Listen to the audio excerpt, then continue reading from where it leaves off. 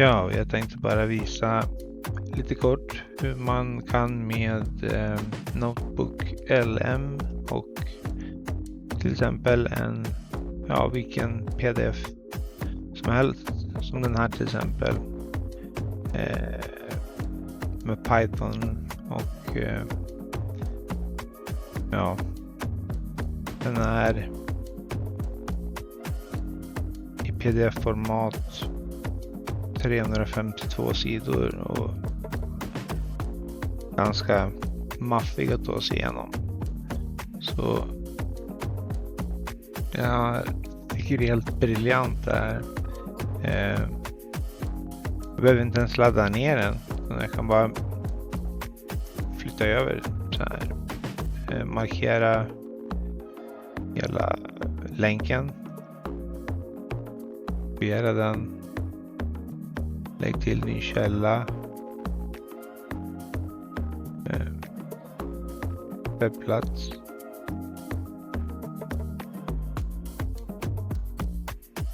och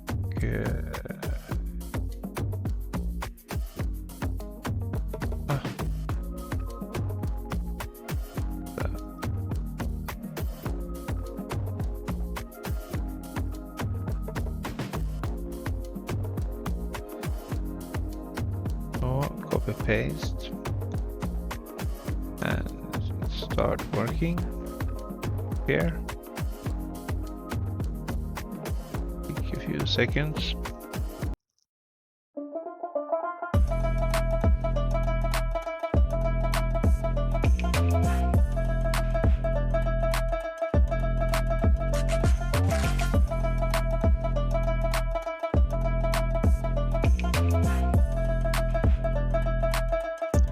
And whoops, it have created a whole discuss startup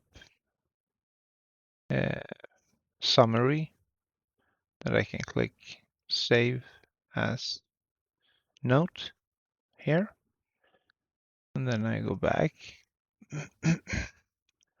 and check out the next one.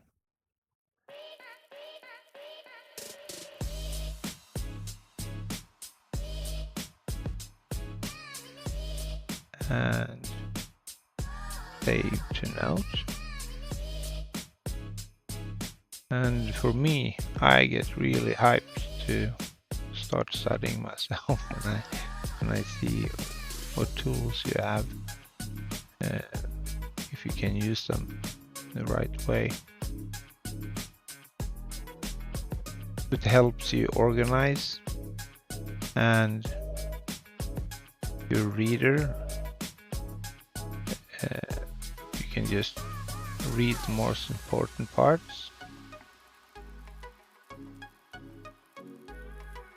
And if you're like me, dyslexic, I wouldn't mind to have like a debate or a podcast-ish thing to listen to in my headset. Whatever I do, I can. And it's fantastic. You can't even separate that it is AI. It's kind of weird.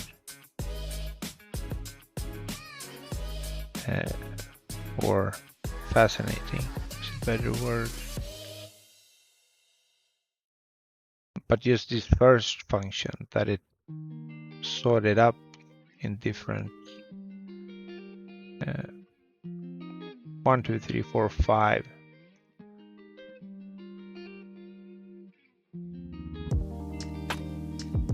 Yeah.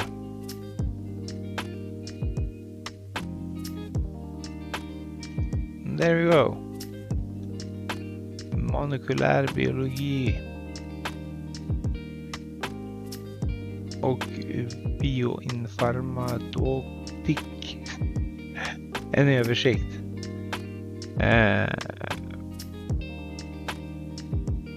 So let's see here.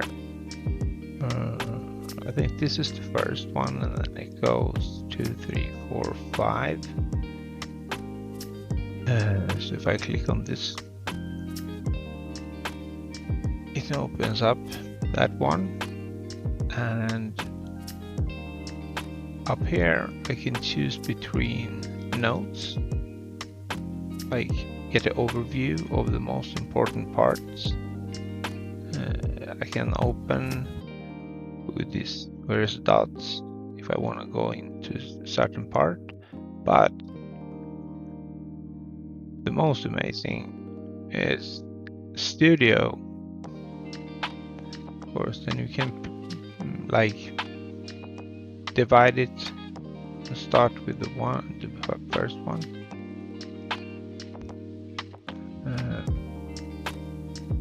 Sorry, I stuttered a little bit, and yeah, I'm not used to record myself.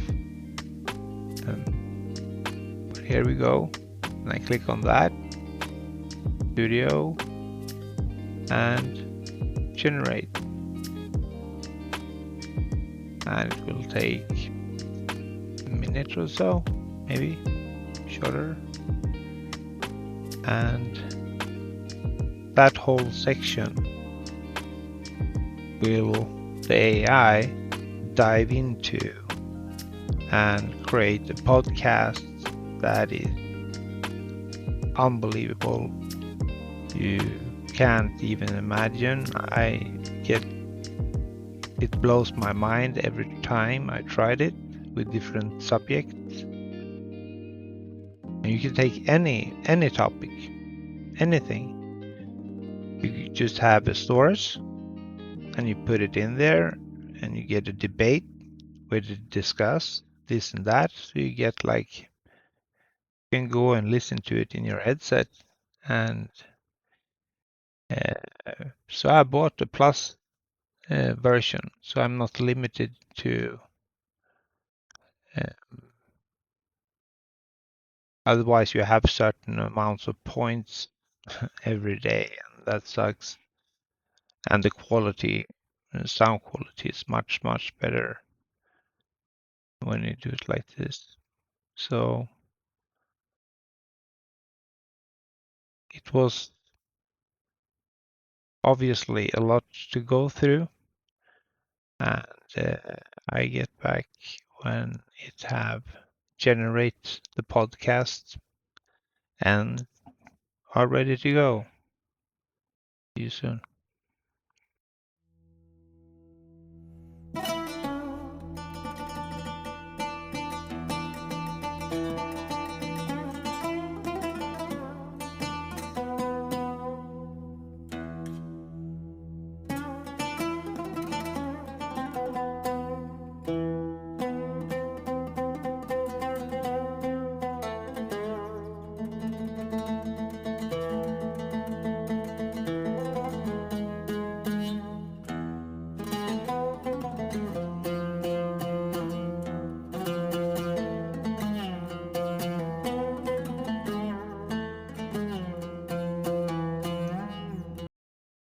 Welcome to the deep dive, where we take something you're really interested in and we really dig into it, pull out the most important stuff. Think this as your shortcut to becoming an expert. And today we're going to be diving deep into the world of bioinformatics, specifically using this really great resource that you sent our way, Bioinformatics with Python Cookbook by Tiago Anteo. Now, this isn't your typical cookbook, obviously, unless you're thinking about cooking up some DNA sequences. This book, it's got so much practical stuff in it. It covers everything from basic DNA analysis all the way up to really complex topics like genomics and phylogenetics. Oh yeah, phylogenetics, that's the study of evolutionary relationships between different organisms. It's pretty amazing what you can discover about how life is all connected through evolution. And I think we're going to have some serious aha moments as we connect the dots in this fascinating field. I think so too. And, if you're the kind of person who likes to really get hands-on, the cool thing is that all the code examples from the book, they're all available online. So, if something we talk about grabs your attention, you can just jump right in and start experimenting for yourself. That's fantastic. Okay, so let's break this down a little bit.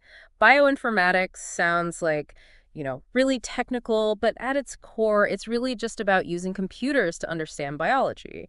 And, like any good craftsperson, you need the right tools for the job. And this book, it really emphasizes the importance of starting with the right software tools. Yeah, that's absolutely critical. And when we're talking about data science and Python, Anaconda has become like the standard platform, that comes with a whole bunch of essential packages already bundled together.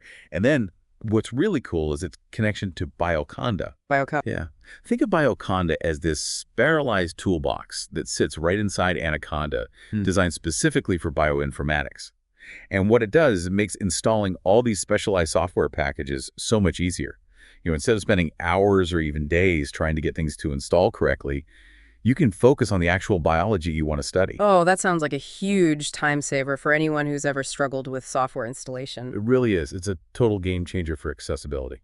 Now, the book also talks about Docker as another approach to managing software. For someone who's not as familiar with that, what's the main idea behind using Docker in bioinformatics? Okay, so with Docker, you can package up an application along with everything it needs to run. I mean, we're talking libraries, dependencies, the whole shebang, all into this self-contained unit called a container. And the beauty of that is it guarantees that your analysis is going to run the same way, whether it's on your computer, your colleague's machine, or even up in the cloud. It doesn't matter what the individual software setup is on each machine. That's awesome. So it's really all about reproducibility, which is, absolutely critical for any kind of scientific research. Exactly. Reliable results no matter where you are. So whether you go the Anaconda Bioconda route or you prefer Docker, you're essentially creating a really stable, predictable environment for your work.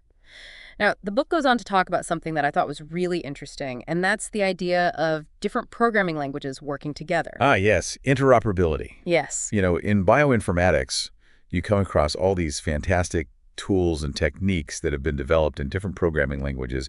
And this book really highlights how you can use them together. Okay. There's this library called RP2. And what it does is it acts like a bridge between Python and R, which is a really popular language for statistical analysis. Oh, that's awesome. So you're not stuck with just one language for your entire analysis. Exactly. You can pick and choose the best tool for each part of the job. And what's cool, as the book points out, is that a lot of the basic commands in Python and R, they look very similar. So you can even have this sort of hybrid approach where you're seamlessly switching between languages within a single analysis. It opens up so many possibilities. Yeah, that makes a lot of sense. Can you give us a concrete example of how that might work in practice? Sure. The book uses a really great example from the Human 1000 Genomes project. They show how you can use ggplot2, which is this powerful plotting library in R, and they use it through rpkai2, right, from Python. Okay. And they create these beautiful visualizations, things like a histogram showing the distribution of sequencing centers, where the data came from. Right. And that kind of complex plotting is really where R shines, and RP2 lets you tap right into that power from within Python. Oh, very cool. It's like having the best of both worlds. Exactly. They do mention one important thing, though, and that is how Python and R handle arrays. Python starts counting at 0, while R starts at 1. It's a subtle difference, but it can definitely trip you up if you're not careful. Oh, yeah. Those little details can definitely cause some headaches. The book also mentions a couple of other Python plotting libraries like matplotlib and gplot, which is, I guess, a Python implementation of R's grammar of graphics. Right. So you've got lots of options. Plenty of options. Whether you want to stay entirely within the Python world or venture out into R, there's a tool for you. Okay, so we've got our software foundation in place. Now we're diving into the world of next-generation sequencing, or NGS, which is where most of the biological data comes from these days. It is. It's this massive.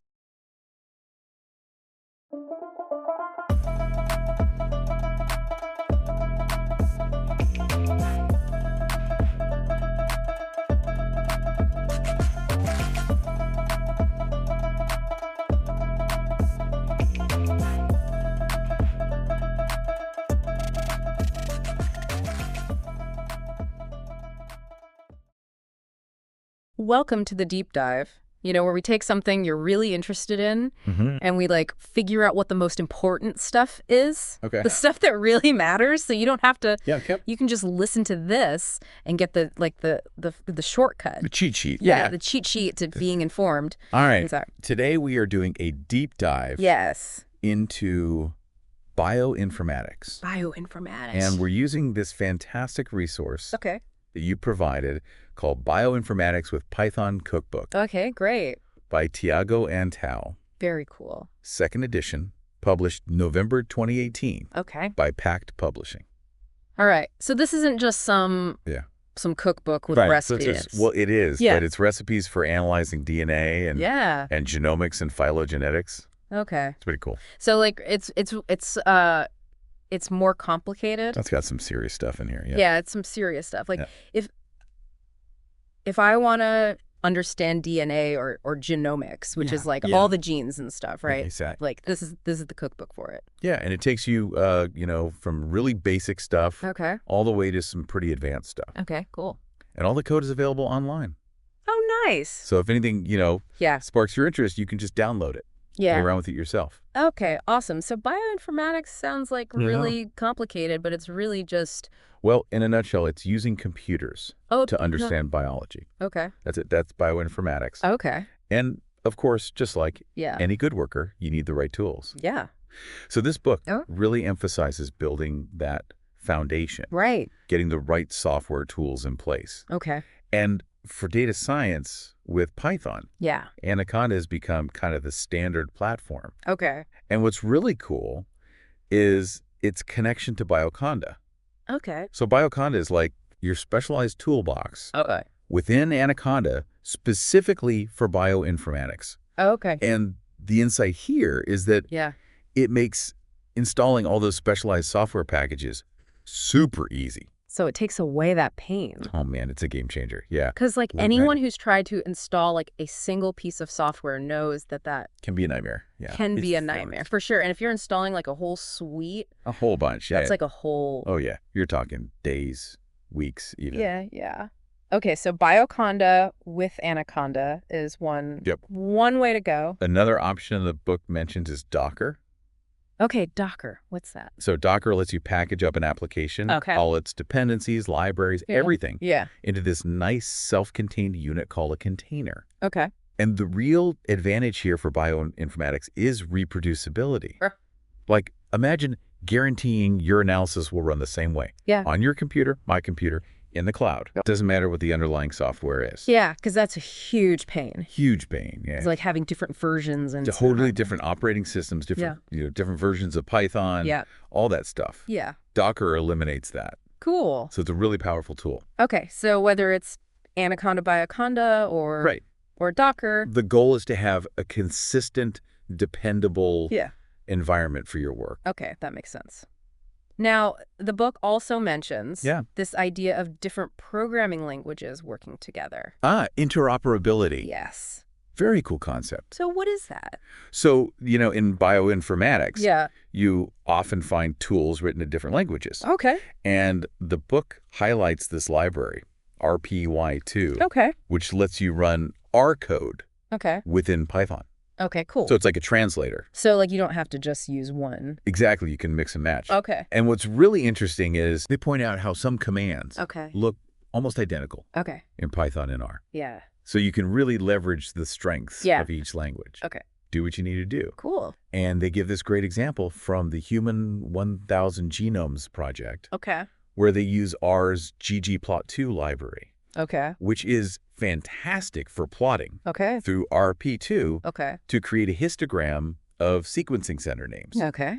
So you're using this powerful plotting library from R right within your Python code. Oh, very cool. But there's a little caveat they mention. Oh, what's that? Python and R index arrays differently. Oh. So Python starts counting at 0, R starts at 1.